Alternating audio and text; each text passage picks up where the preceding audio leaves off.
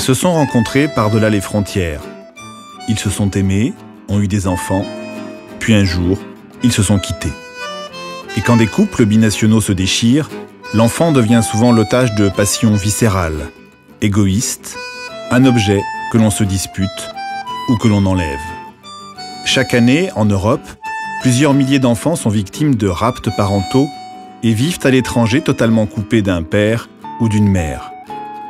Comment vit-on la séparation, la perte d'un enfant qui grandit de l'autre côté d'une frontière ?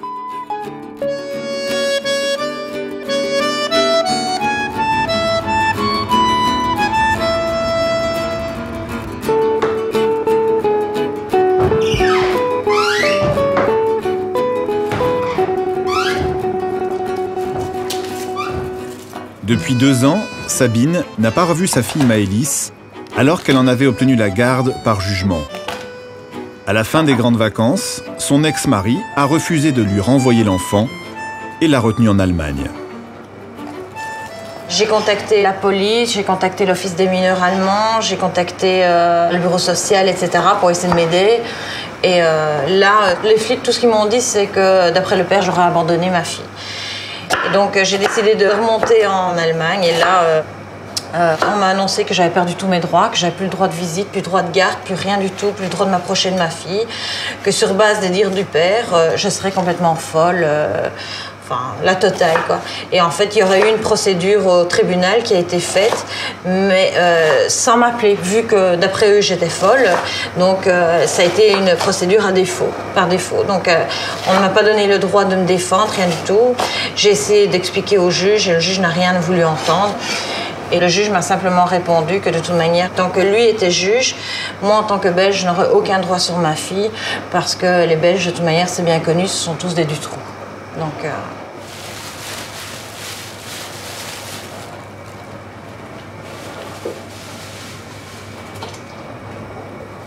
moi, je sais qu'après 2 ans, j'ai croisé Maëlys dans un couloir du tribunal, après 2 ans de rapt. Et j'ai eu de la... J'arrivais pas à la reconnaître. Je crois même que je voulais pas la reconnaître. En Allemagne, on donne le droit de garde à un parent et c'est lui qui va décider si l'autre parent a un droit quelconque pour vis-à-vis de l'enfant. Donc est-ce qu'on a le droit de téléphoner, est-ce qu'on a le droit d'écrire, est-ce qu'on a le droit de connaître la couleur préférée de l'enfant, est-ce qu'on a le droit de contacter l'école, est-ce qu'on a le droit de contacter un médecin, et tout ça c'est l'autre parent qui va prendre la décision. Donc si lui dit non, le juge va dire non.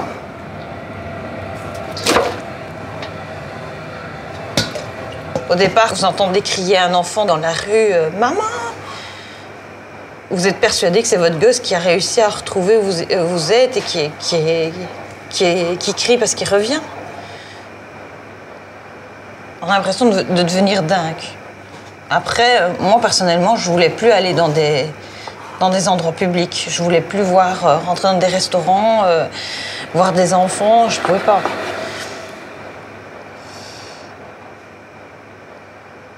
Mais on me les a volés, ces années-là.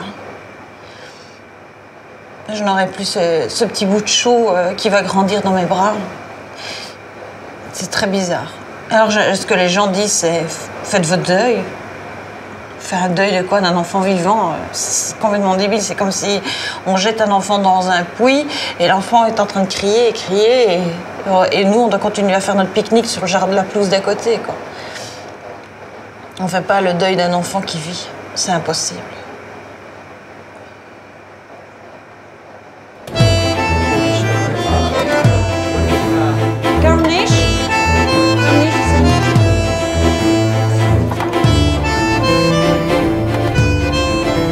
Donc là, roule doucement.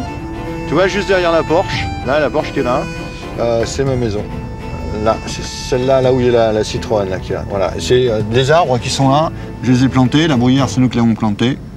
Et puis il y a certains arbustes qu'on a ramenés d'Allemagne. J'avais mis la lumière. Comme Sabine, Olivier est sans nouvelles de son fils, Julian. Je vais te montrer le jardin. Ania, son ex-femme, a claqué la porte il y a 7 ans et emmené l'enfant avec elle en Allemagne. Une séparation qui a fait basculer sa vie. Regarde, viens voir. Tu vois mon jardin? Juste à côté, à 2 minutes, tu as une piscine, tu as des tennis, tu as tout. Avec un grand parc de jeux pour les enfants.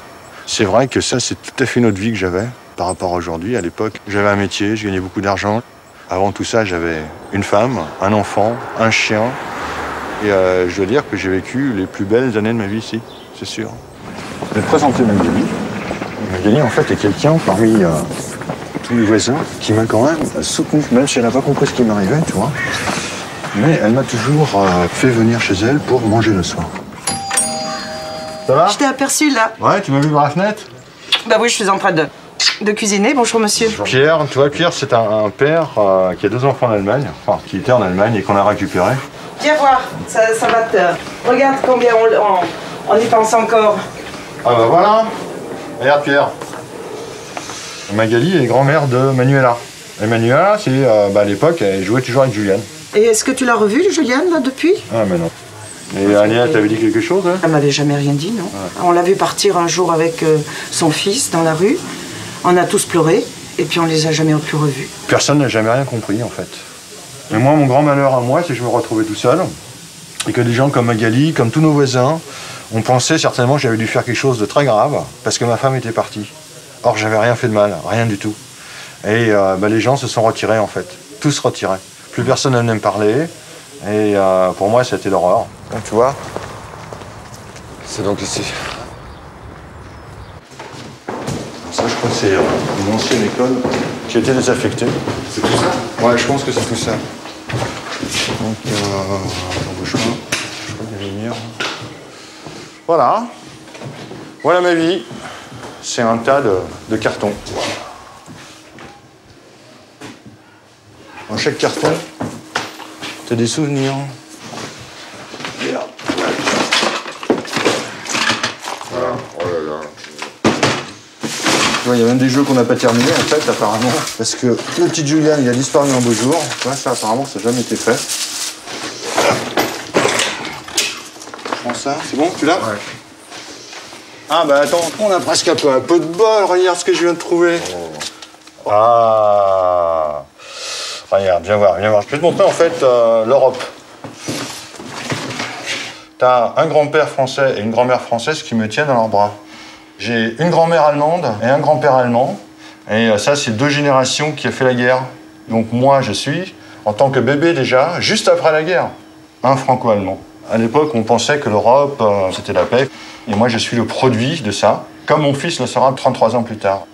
Et moi, quand ta femme est partie, d'après des photos? Non, en fait, elle n'a rien pris du tout. Tu sais qu'elle a pris l'avion, que je les ai mis à l'avion, avec Juliane, et qu'elle devait revenir 2 semaines plus tard, puis elle n'est jamais revenue. C'est un petit peu comme l'histoire de, tu sais, de ces gens qui vont chercher des cigarettes et qui ne reviennent plus jamais. Je sais que j'ai fait... femme? Ouais. Hein? Ça, c'est ma femme quand elle est toute jeune, elle est au Baléares. C'est juste avant qu'elle me rencontre, en fait. Tout ce qui concerne le mariage, je peux facilement m'en séparer. Si Ania veut les avoir, elle peut les avoir.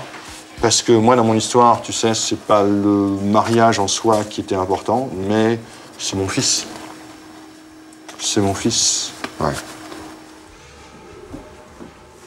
Qu'est-ce que je fasse? Tu connais chez moi? Chez moi maintenant, tu connais? Oui. Bon, bah, tu sais que je peux rien mettre. Non. Bon, on y va? Diplôme et photo, on y va. Diplôme, photo. Ouais. Allez, viens.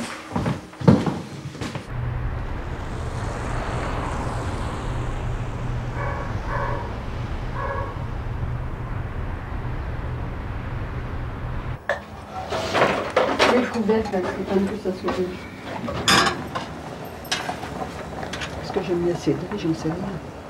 Est-ce que tu as regardé comment tu étais coiffé, par exemple? Comme Ricky à la houppe. Ça, c'est pas grave, ça. J'ai vu chez ma mère, ce qui est d'ailleurs une chance, parce que sinon, je pense que je me serais retrouvé, moi, sous les ponts. En 2003, on m'a expulsé de chez moi, parce que je pouvais plus payer mon loyer. Toute cette histoire a fait que j'ai perdu mon emploi, parce qu'on m'a dit, en fait, une chose simple. On m'a dit, Monsieur Carrère, oubliez tout ça, retravaillez. Mais moi, j'ai pas pu oublier. On m'a enlevé mon enfant qui a disparu à jamais de ma vie. Et on m'a dit, retravaillez, faites comme si ça ne s'était pas passé. Enlever l'enfant, c'est le supprimer à l'autre. Le supprimer, parfois temporairement, parfois, malheureusement, définitivement. Et à travers la suppression de l'enfant pour un temps court ou long, c'est l'autre qu'on veut atteindre, évidemment, dans ce qu'il a de plus cher, de plus intime. Donc c'est une arme, évidemment, malheureusement, très efficace, parce qu'elle fait forcément mal. Elle tue. Elle peut aller jusqu'à tuer l'autre, puisque enlever un enfant à un parent, père ou mère, c'est lui supprimer sa participation au monde, sa chair, son cœur, son âme, tout. Donc c'est un crime symbolique.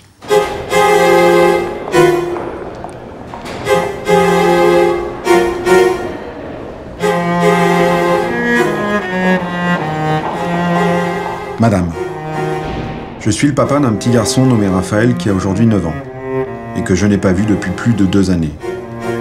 En février 2001, Claudia, sa maman, et mon ex-femme est partie au Brésil, son pays d'origine, pour passer des vacances chez ses parents. Elle a emmené notre fils et n'est jamais revenue. 27 mois d'absence, de manque, de souffrance et de silence car je n'arrive même plus à lui téléphoner. Cette situation ne peut plus durer pour moi et encore moins pour mon fils. En février 2001, elle est partie, comme le faisait tous les ans, elle est partie au Brésil voir ses parents. Oui, elle est donc, elle, brésilienne, elle est brésilienne et exclusivement brésilienne. Tout à fait. Donc Raphaël a double nationalité. Et puis, elle n'est jamais revenue. Elle a prétexté un travail, qu'elle avait trouvé le travail de ses rêves, ce qui s'est avéré plus tard être un mensonge. Donc, elle m'a demandé si elle pouvait rester là-bas. Moi, j'acceptais. Et pendant 1 an et demi, à la suite de ça, j'ai pu le voir régulièrement. J'allais le voir, je prévenais, j'allais le voir, je dormais même chez eux. Et puis en juillet 2003, ils m'ont convoqué. Et puis en fait, je me suis retrouvé devant une juge des familles qui me demandait de signer un papier comme quoi je donnais la garde de Raphaël à Claudia, que je pouvais voir Raphaël qu'en présence d'une tierce personne, que je pouvais pas le voir le soir, etc., etc. Et puis à un moment donné, je dis à la juge, mais pourquoi, oui. Exactement, mais qu'est-ce qui se passe? Et puis elle a l'air tout embêtée, elle me dit, mais vu ce qui vous est reproché, on peut pas faire autrement, c'est grave. Alors je dis, mais qu'est-ce qui m'est reproché? Et puis c'est là qu'ils ont déballé les reproches, c'était alcoolisme, drogue, injures, je me souviens plus si je les battais ou pas, il y avait pédophilie, abus sexuel envers mon fils, la totale. Ah oui, ouais. Ah, carrément. Oui. Carrément. Donc là, je me suis retrouvé sans avocat, dans un pays où je parlais très très moyennement la langue. J'ai eu très peur, j'ai vraiment eu très très peur. Ouais, ce jour-là, je crois que... Jusqu'à ce coup de théâtre traquenard, entre guillemets, tout était, on veut dire, à peu près clair. Oui. C'est ça. Donc, vous étiez séparés amiablement, vous n'avez pas de problème financier, je ne dis pas que vous n'avez pas souffert financièrement, je veux dire, elle ne peut pas se plaindre de problèmes particuliers puisque vous avez subvenu aux besoins de Raphaël, etc. Donc, il n'y a pas de décision de sa part. Pas que Raphaël. Et de elle, voilà, c'est ça. C'est vrai qu'on ne comprend pas. On ne comprend pas où est le problème. Elle est quand même allée très loin. Elle n'a pas fait que mentir. Elle est allée jusqu'à des accusations extrêmement graves. Aujourd'hui, je ne comprends toujours pas. Oui. Bon. Et vous n'avez pas pu éclaircir ce gros doute parce qu'il n'y a pas de communication possible. Il n'y a plus aucune communication.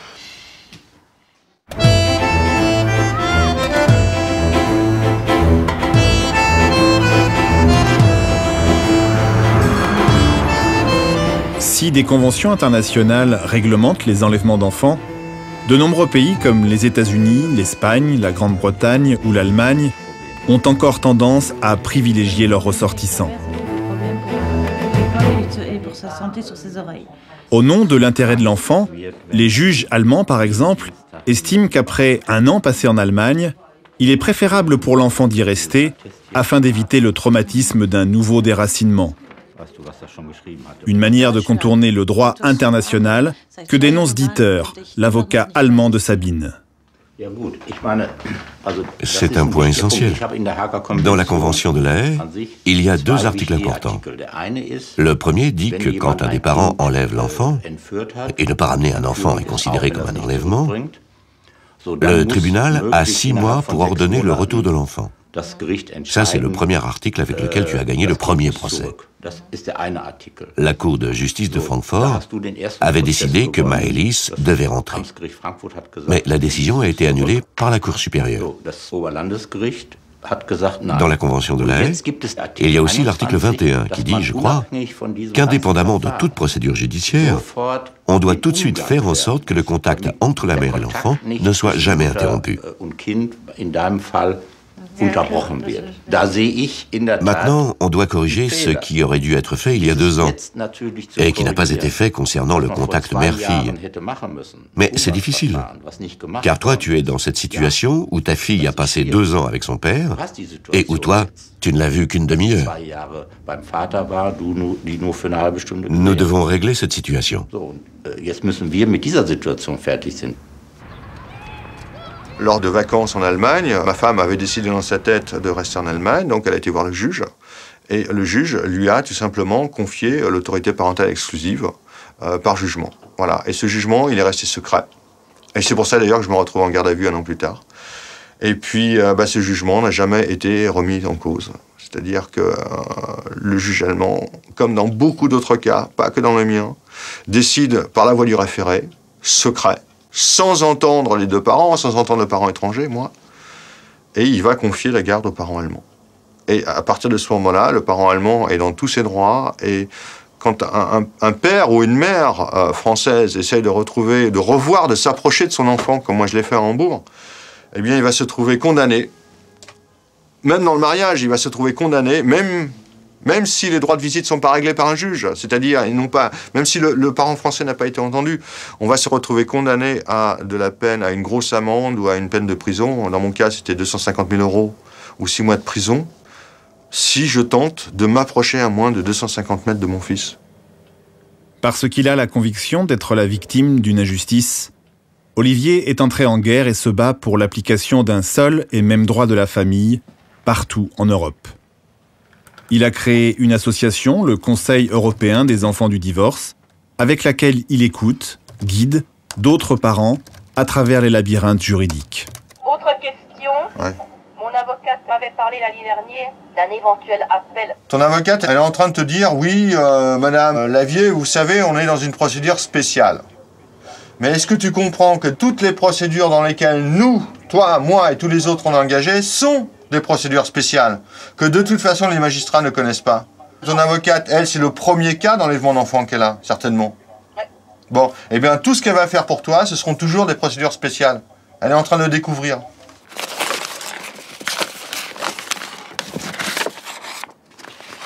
C'est le dossier de Brigitte Le Breton. C'est un cas un petit peu particulier. En fait, c'est une mère qui a rapté son enfant. Tiens, tu vois, elle est là.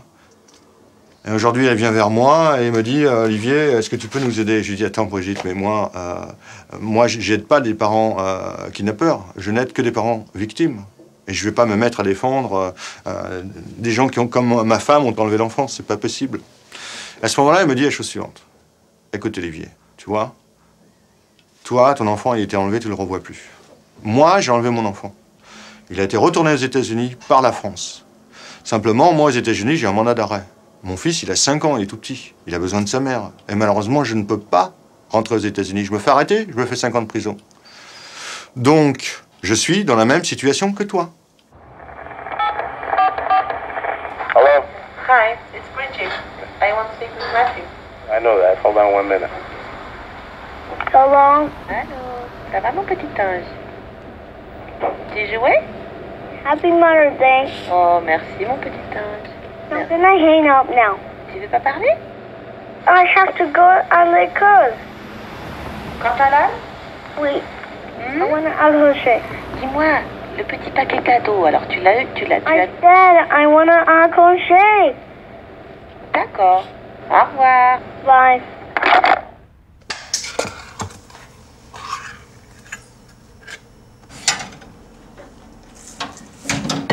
Alors la situation, au jour d'aujourd'hui, ça fait 2 ans que je suis séparée de Mathieu, parce qu'il a été retourné chez son père. Pour l'État français, donc je suis la mère rapteuse qui a déplacé l'enfant. Aux États-Unis, je n'ai absolument aucun droit de mère, donc j'ai tout perdu. La situation avec mon ex-mari, c'était complètement dégradée. À tous les niveaux, au niveau du couple, il y avait des problèmes de drogue. Et moi, c'était hors de question que l'enfant grandisse dans un univers comme ça. Pour moi, l'univers de la cocaïne, c'est pas un univers qui est stable et sécurisant. J'étais en situation irrégulière aux États-Unis. Donc, si je me faisais arrêter dans la rue, je me faisais expulser. Voilà, vous allez m'envoyer en prison. Donc, en fait, ça voulait dire que l'enfant allait grandir dans un univers malsain et qui risquait de perdre sa mère à toute seconde. Donc, je veux dire, c'était trop... pour moi, c'était comme une planche qui allait s'écrouler, quoi. Et donc, j'ai contacté 2 avocats. Ils m'ont dit, bah, écoutez, rentrez en France et engagez une procédure de divorce dès que vous arriverez. Et là, vous pourrez avoir la garde à partir du moment où vous rentrez en France. Donc, c'est ce que j'ai fait. Bon, c'est un acte qui a été réfléchi. J'avais pas je veux dire, j'ai tout étudié. J'avais pas d'autre solution que de rentrer en France avec Mathieu.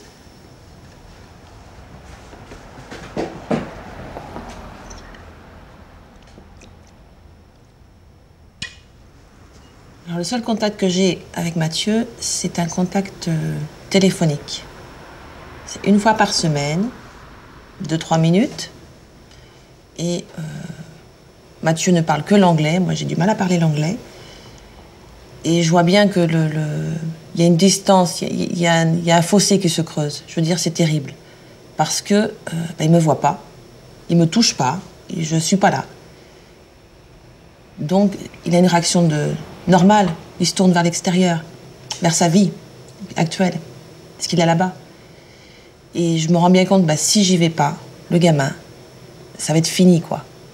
Je vais perdre cet amour, je vais tout perdre. Et je me dis non, je peux pas faire ça, je peux pas le perdre, c'est impossible. Ce combat, c'est pour lui. Donc je n'ai qu'une solution, c'est de retourner là-bas, de le voir, de me battre, de récupérer des droits. J'ai pas le choix. Il n'y a pas d'autre alternative.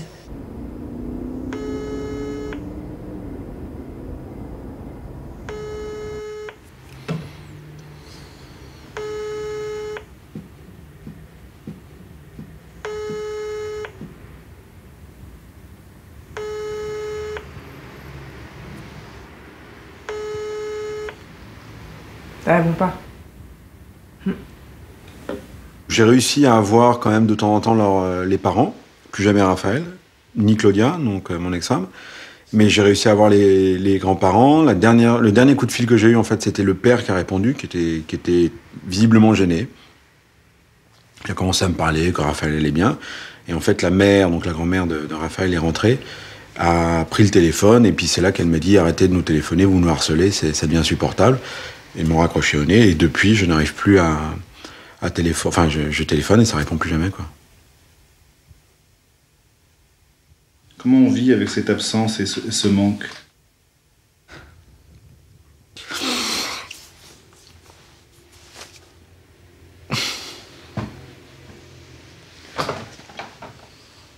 C'est dur. C'est dur parce que...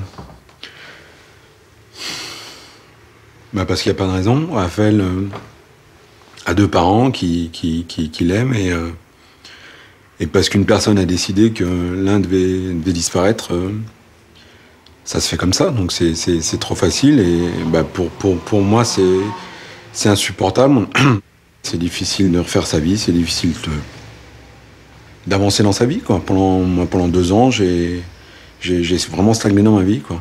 Moi, je vis avec un fantôme depuis 4 ans, avec quelqu'un que je connais pas et qui est là, des photos partout, une absence, des larmes, des pleurs, des silences. Et tu crois presque que cet enfant, il n'existe pas, finalement. Qu'il reviendra jamais. Est-ce qu'il va revenir? Est-ce qu'il est là? Est-ce qu'il existe vraiment? C'est super étrange comme sensation. C'est pour ça que ce mot fantôme, il est peut-être un peu fort, mais c'est vraiment ça, quoi.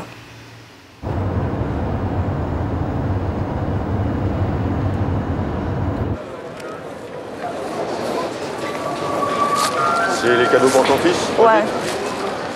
Brigitte a réussi à faire lever son interdiction d'entrée sur le territoire américain. Bon, je referai les paquets. Voilà. Elle est convoquée pour une audience au tribunal des affaires familiales de Tampa, en Floride, et a convaincu Olivier de l'assister. Brigitte, c'est lequel? C'est celui de 12h55, la Philadelphie. C'est bon. Elle espère passer quelques jours à Noël avec son fils et retrouver une intimité avec lui.